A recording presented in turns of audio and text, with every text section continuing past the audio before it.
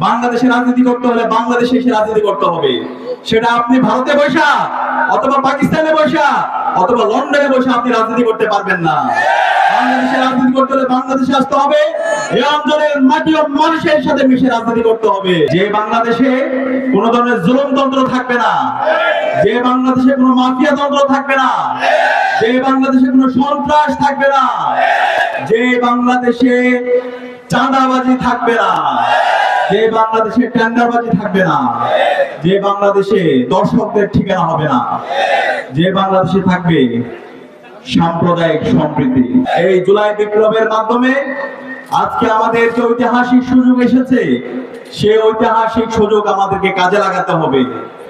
ইনসাফের প্রতীক দাঁড়িপাল্লার যারা কান্ডারি আছে, সমাজে যারা ন্যায্যতা ইনশিওর করতে চায়, সমাজে সকল মানুষের অধিকার নিশ্চিত করতে চায়, যারা দুর্নীতিমুক্ত সমাজ বিনির্মাণ করতে চায়, তাদেরকে আমাদের বাছাই করতে হবে।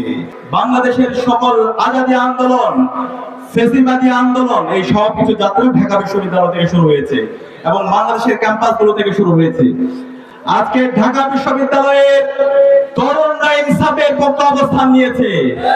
ঢাকা বিশ্ববিদ্যালয় কেন্দ্রীয় ছাত্র সংসদ ডাকসু নির্বাচন আপনারা দেখতে পেয়েছেন।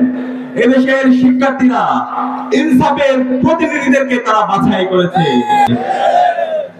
আগামী নির্বাচনে এদেশের সর্বপর্যায়ের মানুষরা ইনসাফের প্রতিনিধিদেরকে নির্বাচিত করার জন্য তারা মুখিয়ে আছে।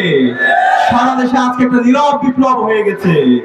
ইনসাফের যারা প্রতিনিধি আছে, যারা দেশের স্বাধীনতা, সার্বভৌমত্ব, অখণ্ডতার জন্য জীবন দিতে প্রস্তুত, যারা তাদের কথা এবং কাজের মধ্যে মিল রেখেছে, তাদেরকে বাছাই করার জন্য সারা দেশের মানুষ মুখিয়ে আছে।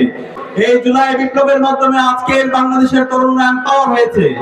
আজকে তরুণরা মত প্রকাশের স্বাধীনতা পেয়েছে।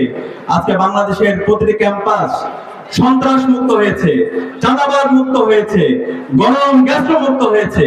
শিক্ষার্থীরা মত প্রকাশের স্বাধীনতা পেয়েছে। আসন্ন নির্বাচনে সকল নাগরিকরা যেন ভোট দিতে পারে, সেই কারণে প্রতিটি কেন্দ্রের নিরাপত্তা আমাদের তরুণদেরকে নিশ্চিত করতে হবে।